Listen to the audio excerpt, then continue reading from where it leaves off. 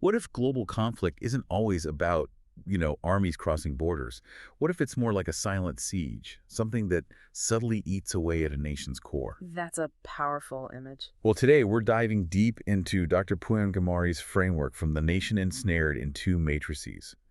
It's this really groundbreaking analysis looking at these invisible forces that can trap countries in, well, perpetual subordination. It's fascinating work, yeah.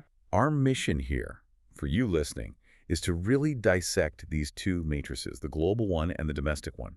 We want to expose how they quietly dismantle things like autonomy, opportunity, even hope, leaving nations stuck in these cycles of dependency. And we'll look at how they work, how they interact. Exactly. Their mechanisms, their synergies, and maybe most importantly, where they're vulnerable. Right.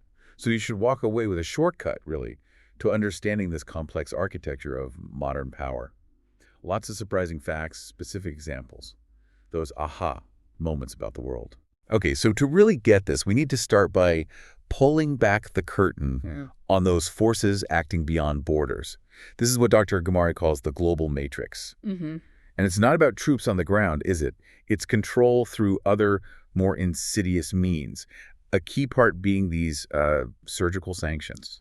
Yeah, it's really striking how sanctions have evolved. They're not the crude blockades of the past. Right. Modern sanctions are incredibly precise. They target, critical intangibles. Think financial networks like SWIFT insurance markets, data flows, even academic platforms. So it's not just stopping ships at ports. Not at all. It's about choking off knowledge, connectivity, essentially a nation's access to the global nervous system.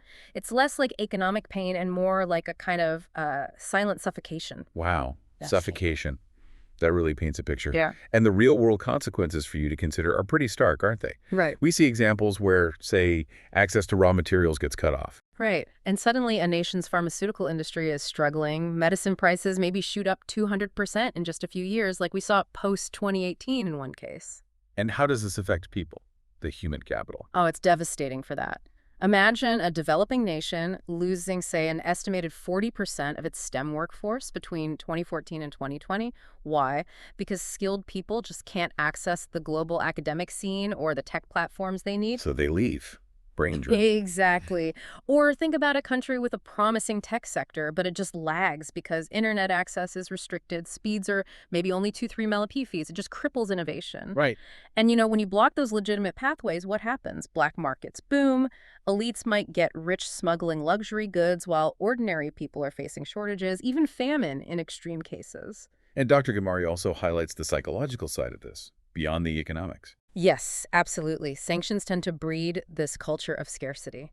It stifles creativity, innovation, hope itself. You see this in places like that long-embargoed Caribbean island nation. The cost estimated at maybe $150 billion since the 60s. But it's interesting, you also see resilience popping up, don't you? Like those urban farming collectives in that same country. That's the counter-narrative, yeah. Supplying something like 90% of a major city's fresh produce, it shows communities can adapt, even under immense pressure. That resilience is key because, as you mentioned, power is shifting increasingly into the digital domain. No question. In the 21st century, power is about mastering data, controlling digital infrastructure. And you have these global tech giants. They shape narratives, public opinion, often under this veneer of neutrality. Which really affects the information you end up getting. Profound. We've seen examples, right? Like during that regional conflict in 2021, where Western platforms clearly amplified certain stories, while local voices, local perspectives got suppressed. It totally distorted how the world understood what was happening. And then there's the whole algorithm issue. Concerns about things like shadow banning, potentially influencing politics, maybe in recent big elections at a large democracy. Content gets selectively promoted or demoted. It subtly shapes what millions see. It drifts into behavioral engineering too, doesn't it? Absolutely. Remember that data analytics firm back in the 2016 national referendum? Using targeted psychological profiling to try and sway voters. That's a prime example of this digital stranglehold. And there's an economic cost here too. Yeah, huge. A leading global cloud provider, for instance, held almost 30% of the global market in Q1 2025. And they often charge emerging markets higher premiums. Which really underscores why nations need their own solutions, right? Local clouds, like that South American telecom provider is building, to keep control over their own data. Data sovereignty. It's becoming critical. So clearly, sovereignty isn't just about borders anymore. And Dr. Ghamari goes deep into another aspect, debt economics. This idea that international loans can come with strings attached. Oh, absolutely. Strings that effectively force countries to give up control of their own financial future. We're talking structural debt traps. How does that play out? What's the fallout? Now, it can be devastating. Picture this. A major central bank, say in the US or Europe, hikes its interest rates in 2023. Suddenly, another nation's currency loses maybe 60% of its value. Inflation skyrockets to 80%. Just from an external decision. Exactly. It shows how vulnerable nations are to these external financial shocks. And then there's the direct loss of policy autonomy. You see an African nation take an IMF bailout in 2022, and suddenly they're forced into major tax hikes that cause huge public unrest. So external conditions directly dictating domestic policy. Precisely. And you get this economic stagnation because countries end up spending such a huge chunk of their GDP, maybe like a Southern African country does, just servicing debt. Money that should be going to healthcare, education, it's just gone. It really makes you think about debt as, well, a strategic tool, maybe even enslavement. That's a strong term, but you see the logic. Look at that $6 billion loan to a South Asian country in 2023. The condition: privatization, weakening state assets. Right. It's why investors watch those debt-to-GDP ratios so closely. When you see projections of, say, 200% debt-to-GDP for a sub-Saharan African country in 2025, it paints a really grim picture of dependency. But Dr. Ghamari argues it's not just these external forces at play. Often there's a mirror image inside the country, right? Yeah. A system rotting from within. Yes, that's the domestic matrix. Local elites, corrupt bureaucracies, self-serving systems, they often exploit the very crises created or worsened by the global matrix. How does that work? Engineering fear. Yeah, engineering fear and profiting from instability. It's quite cynical. Take scarcity caused by external pressure, like sanctions or blockades. Internally, it gets weaponized. Weaponized. Think about that Southeast Asian nation after the 2021 coup. Fuel shortages hit, but who got rich? Military-connected traders reportedly charging citizens markups as high as 300%. Wow. And meanwhile, the government might just blame outsiders. Often, yes. It's classic narrative manipulation. Frame all the economic problems as solely external blame sanctions. Blame global markets. It deflects scrutiny from internal mismanagement or corruption. We see that pattern in a Middle Eastern country frequently. It reveals a kind of hypocrisy too, doesn't it? Absolutely. You get reports like the Panama Papers exposing oligarchs, maybe from a large Eurasian nation, who talk a big game about nationalism. Right. But they're stashing hundreds of billions offshore. And the scale of this elite profiteering can be just staggering. In one southern African country, elites reportedly control up to 90% of oil revenue. 90%.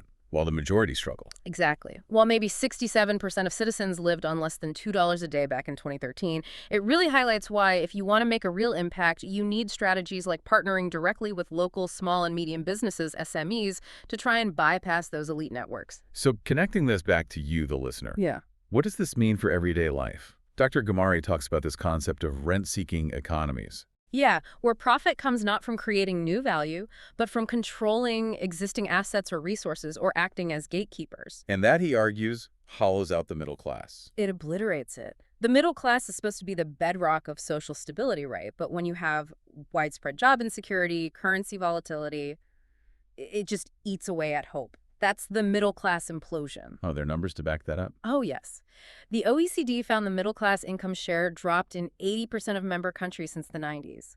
Wealth just keeps concentrating at the top.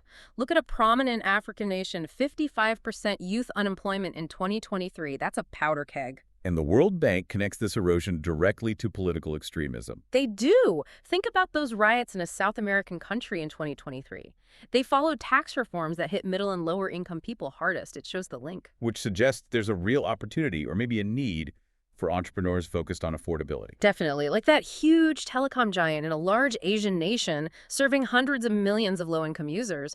Affordable tech, affordable services become crucial. Okay, so if the middle class is imploding and the systems are locked down by elites, what happens to innovation? Does it just grind to a halt? It often stagnates, yeah.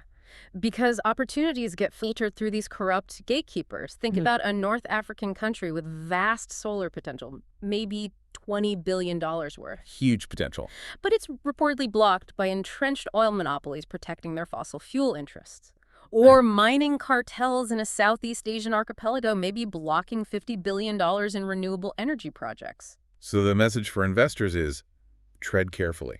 Or rather, look for markets that demonstrate genuine openness. Like that Latin American country's lithium sector, it attracted significant foreign investment in 2025 because it seemed to have open policies. Go where innovation isn't actively blocked. This is where Dr. Ghamari really connects the dots, isn't it? He shows these two matrices, global and domestic, aren't separate things. Exactly. They don't operate in isolation. They feed each other. They amplify each other. It's a destructive symbiosis. How's that work? Give us an example. Okay, take external pressure, like a global blockade on a war-torn Middle Eastern nation.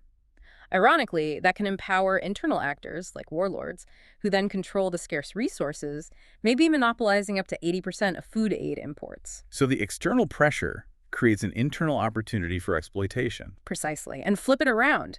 Domestic dysfunction, like massive corruption in a Caribbean nation where maybe 70% of foreign aid gets siphoned off, that reinforces the need for external aid, perpetuating dependency and poverty. It leads to what he calls a crisis-consuming society. Yes, where dysfunction becomes the norm. Survival isn't about building or progressing, it's about navigating the chaos. We see this model in a North African nation, for instance, where maybe 25% of aid gets diverted. Are there solutions to that kind of leakage? Well, technology offers some hope. Things like blockchain-based aid platforms could potentially cut those losses by, say, up to 50% just by increasing transparency. That's a sobering picture. And these threats, they're not static, are they? They're evolving, getting smarter. They absolutely are. We're seeing the rise of AI-powered control. Tools like predictive policing, expanding surveillance. Look at that vast Asian nation's extensive social credit system. That's the counter to that. Open-source AI frameworks offer a potential democratic check on that power. We're also seeing climate change itself being weaponized. How so? Global powers using climate policies to control resources, perhaps indirectly. Think about the European Union's Carbon Border Adjustment Mechanism, the CBAM, starting in 2026. It could cost African nations an estimated $25 billion a year through tariffs on carbon-intensive imports. Which forces investment into certain areas. Right. It makes investing in green tech crucial for autonomy. Like that North African nation with an impressive 52% renewable energy grid, that's resilience. And then there's hybrid warfare? Yeah, disinformation, cyber attacks, they just amplify all the effects of these matrices. A large Eastern European nation launching cyber attacks against a neighbor in 2022, disrupting maybe 70% of their digital infrastructure. The resilience there means cybersecurity. Definitely. Building serious cyber resilience. Look at what a Baltic nation did after those major attacks back in 2007. They aimed for and largely achieved, like, 99% hack-proof public services. It's vital for survival now. Okay, so it's a complex, kind of depressing picture. But Dr. Ghamari doesn't leave it there. He outlines liberation strategies. How do nations, or even just independent actors, people like you listening, start to fight back? He focuses on rebuilding resilience, knowledge, and crucially, collective trust. For society, for independent groups, the first step is often about connection. Connection how? Networked intelligence. Think small, agile networks. Cooperatives like the Grameen Bank in a South Asian nation serving 9 million micro-entrepreneurs. They bypass centralized control, empower people directly. Okay, small networks. What about information? We talked about data control. So data literacy becomes key. A Central African country ran a digital ambassadors program, trained 5,000 young people in tech skills. That directly boosted their GDP by about 2% annually. It's about democratizing knowledge. And breaking that dependency on elites we discussed. Transparent models are the way. Crowdfunding, or blockchain for trade finance.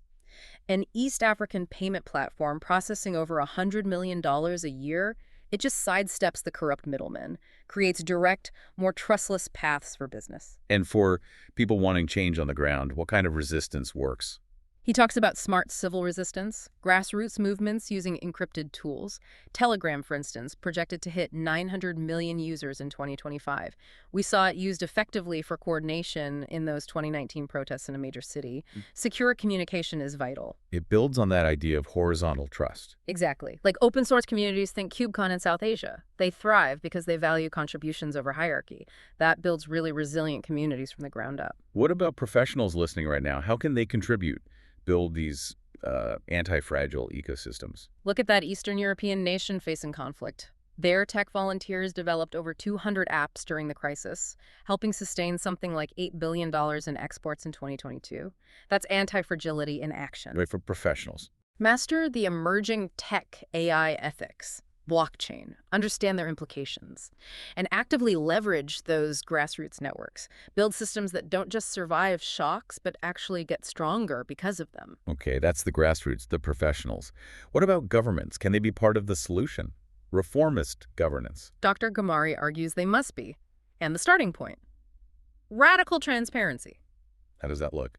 Think of a Baltic nation's open budget portal. Over 1 million citizens use it each year. It builds trust, allows for real public scrutiny, it holds power accountable. Makes sense. What else? Decentralized power.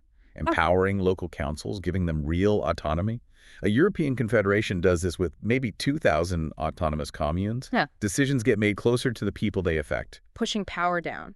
And innovation. How do governments foster that? They need to actively back it. Look at that fast-developing East Asian economy, a $200 billion K-startup fund supporting 50,000 ventures a year. That fuels dynamism. And holding themselves accountable. Yes, using clear accountability metrics, like a Scandinavian nation's public sector KPIs, key performance indicators. They ensure government services are responsive, efficient. So for decision makers listening, the message is, maybe emulate that small European nation using blockchain for its budget, saving 1% of GDP through efficiency. Right, or foster innovation hubs, like that prosperous city-state's $20 billion Smart Nation initiative created 100,000 jobs. And crucially, retain talent. Yes, offer incentives. Equity options. Look at a North American nation's startup visa program attracting 15,000 skilled professionals yearly.